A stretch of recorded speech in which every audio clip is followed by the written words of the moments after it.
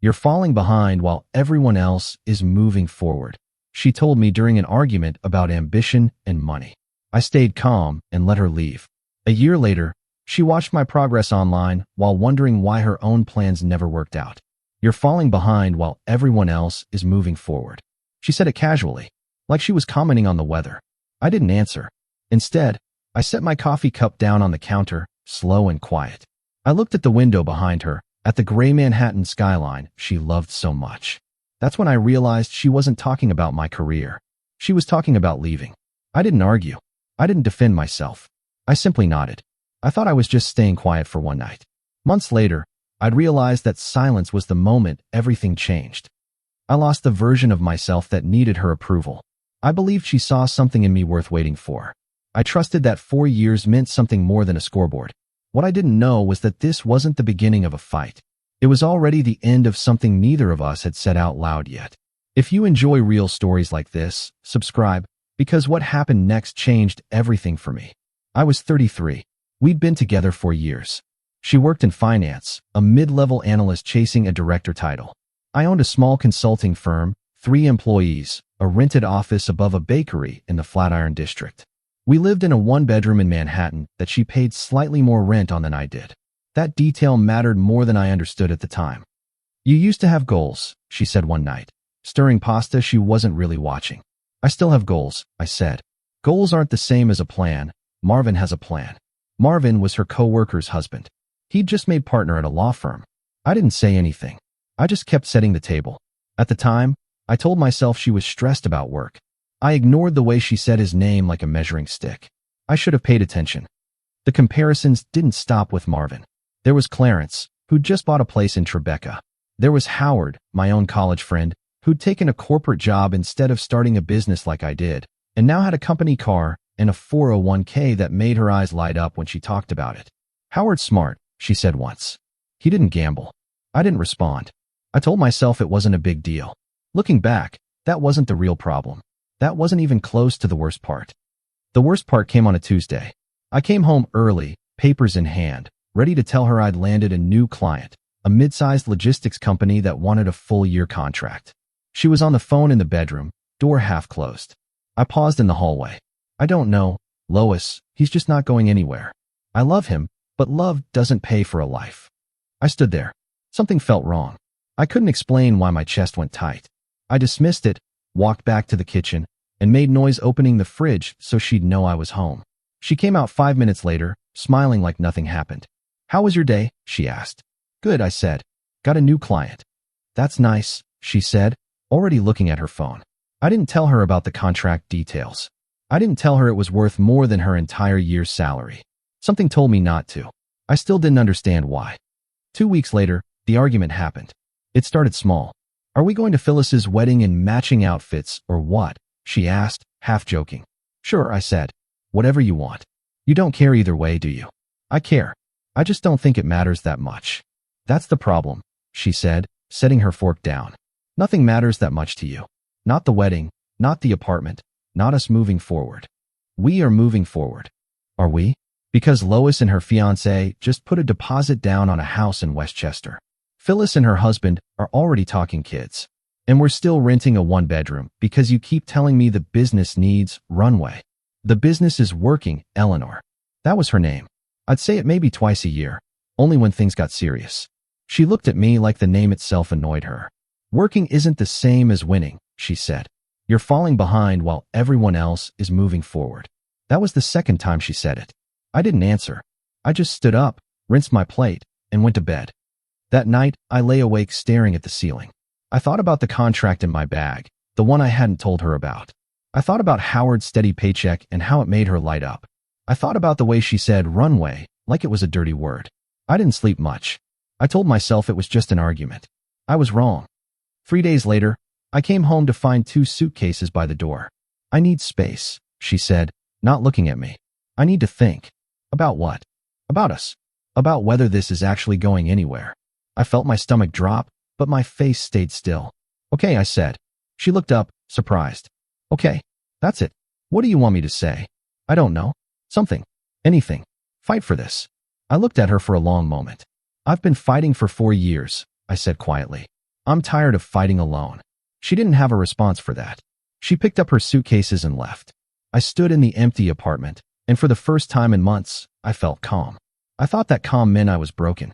I didn't know it meant I was finally free. The first week, I didn't call her. She texted twice. Are you okay? Can we talk? I didn't answer either message. Not out of anger. Out of something I couldn't name yet. Howard called me that weekend. Heard about Eleanor, he said. You good? I'm fine. You don't sound fine. I signed the logistics contract, I said. Full year. 6 figures. There was a pause on the line. Wait, the one you mentioned a few weeks ago? That actually went through. Yeah. Does Eleanor know? No. Howard was quiet for a second. Why not? I didn't have a good answer. I just knew, somewhere underneath the calm, I didn't want to tell her anymore. 2 weeks passed. She texted again. I'm staying at Lois's. I think we should talk about the apartment. I called a lawyer that same afternoon, not because I wanted to fight, but because I wanted clarity. The lawyer's name was on a business card Howard had given me months earlier, half as a joke. I hadn't planned on ever needing it. That's when I remembered something. 3 years earlier, before the money got tight, before the arguments about ambition started, Eleanor had sat across from me at a diner in Queens and said something I'd buried without realizing it. I don't want to be the one supporting someone forever, she'd said. I need to know you're going somewhere. Not just working, going somewhere. I'd laughed it off back then. I told her building something worth having takes time. She'd nodded, but her eyes had said something else. She had actually warned me. I simply hadn't listened. The apartment negotiation was quick. She wanted the deposit back. I told her to keep it. She seemed almost disappointed I didn't argue. You're being really calm about this, she said over the phone. What do you want me to do, Eleanor? I don't know. Something that shows you still care. I moved my things out already, I said. Movers came this morning. There was silence. You already moved out? Yeah. Where are you even staying? I signed a lease on a place near the office. Another silence, longer this time. You didn't tell me any of this. You didn't ask before you packed your bags either. She didn't have anything to say to that. That night, alone in a new apartment with boxes still taped shut, I didn't feel sad. I felt something closer to relief, and it scared me more than grief would have. I opened my laptop and looked at the logistics contract again. 6 figures, guaranteed for a year, with an option to extend. For the first time since the fight, I let myself feel proud instead of guilty. I closed the laptop and went to sleep. I didn't know yet how much that single contract would end up changing. The business grew faster than I expected. Word got around in the logistics world that our consulting firm actually delivered results, not just decks and buzzwords. 2 more clients signed within a month. I hired 2 more employees. Howard, watching from the sidelines, finally asked the question he'd been sitting on. Why didn't you tell Eleanor about any of this while you 2 were still together? I thought about it for a second. Because every time I tried to talk about the business, she heard excuse. Every time I talked about growth, she heard not enough, right now. I stopped trying to prove something to someone who'd already decided I was behind. Howard didn't say anything else. He just nodded slowly, like he finally understood something he hadn't before. Meanwhile, Eleanor's world kept moving the way it always had, on the surface at least. She posted photos with Lois and Phyllis, brunches, wine nights, a work promotion announcement that got dozens of comments.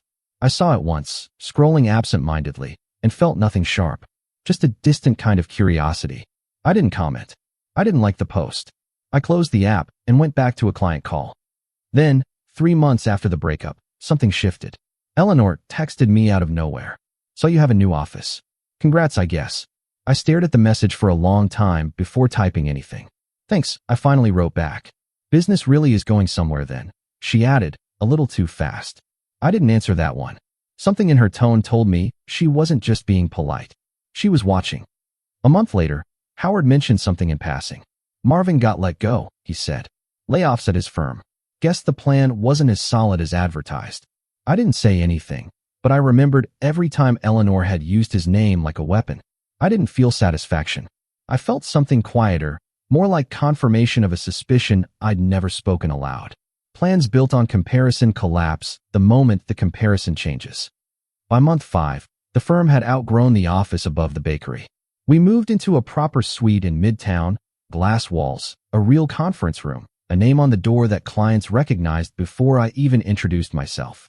A local business journal reached out for a short feature on emerging consulting firms in the logistics sector. I almost said no. Then I thought about every dinner where I'd been told I was not going anywhere, and I said yes. The article went up on a Thursday morning. By Friday, it had been shared enough that people I hadn't spoken to in years were messaging me congratulations. Phyllis, Clarence, even Lois, once removed, through a mutual friend. I didn't respond to most of them. I didn't need to.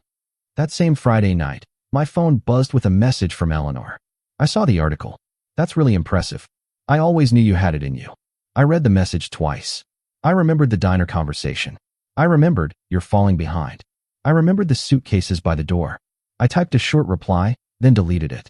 I typed another, then deleted that too. In the end, I sent nothing at all. 2 weeks later, she called instead of texting. I let it ring twice before answering.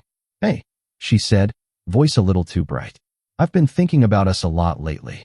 Okay, I said, keeping my tone even. I know things ended messy. I think I said some things I didn't fully mean. I didn't fill the silence for her. I guess I'm asking how are things? Like, are you seeing anyone? I'm focused on the business, I said. That's smart, she said quickly. Really smart. I mean, look how far you've come. There it was again, that measuring tone, except now it was pointed at herself instead of me. How's work? I asked, mostly out of habit. There was a pause. It's been rough, actually, she admitted. The promotion didn't come through. They gave the director role to someone with less experience than me. And Marvin's basically unemployed now. So Lois has been a mess. Phyllis and her husband are actually getting a divorce. I let that sit for a moment. That's tough, I said, and I meant it, in a distant sort of way. Yeah, she said. It's like everyone's plans just fell apart. Except yours. I didn't respond to that either. Can we get coffee sometime? She asked. Just to talk. No pressure. I'll think about it, I said. I hung up before she could say anything else. I didn't call her back that week. Or the next. Howard noticed the change in me before I fully admitted it to myself. You're different, he said over lunch. Calmer. Sharper. I stopped trying to prove anything to people who already decided who I was, I said. He raised his glass slightly, like a small toast. To that, he said. The firm landed its biggest client yet in month 8, a national distribution company looking to overhaul their entire logistics chain. The contract was worth more than I'd made in the previous 3 years combined. I remember sitting in the conference room after the signing, looking out at the city through floor-to-ceiling windows, and thinking about the woman who once told me I was falling behind. I wasn't angry anymore. I was just aware of how far the road had actually gone. Word of the contract reached further than I expected. A regional business award nominated the firm for Emerging Consultancy of the Year. I didn't attend industry events often, but I went to that one. I gave a short speech, thanked my small team, mentioned nothing about the personal cost of getting there. Some things don't need to be said out loud to matter. Eleanor found out through Lois, who still followed my public updates out of habit more than friendship. She texted again that same week. Saw the award. That's insane. I'm really proud of you, actually. I read it standing in my new apartment, boxes long unpacked, furniture finally matching the space. I thought about all the times proud would have meant something. Now it just felt like a word arriving too late to matter. I didn't reply. A week later, she tried again, this time longer. I know I don't have the right to say this, but I think about us a lot. I think I was scared back then. Scared of staying still. I took it out on you instead of dealing with it myself. I'm not asking for anything. I just wanted you to know that. I read it 3 times. Then I set the phone down and went back to reviewing a client proposal. I didn't feel the need to respond with cruelty. I also didn't feel the need to respond with comfort. Some messages don't require an answer to be understood. Around the 1-year mark since the breakup, Howard asked me directly, "Do you ever think about calling her back?" Really talking things out. I considered the question honestly before answering. I think about the version of her who said I was going nowhere, I said. Then I think about where I actually ended up. Those 2 things don't fit in the same conversation anymore. Howard nodded slowly. That's fair, he said. The final message came on a random Tuesday evening. I was at the office late, reviewing quarterly numbers that would have seemed impossible to imagine 2 years earlier. My phone buzzed once. I heard you're expanding to a second office. I guess everyone was wrong about you falling behind. I miss you. I know that's not fair to say. I just needed you to know. I looked at the message for a long moment.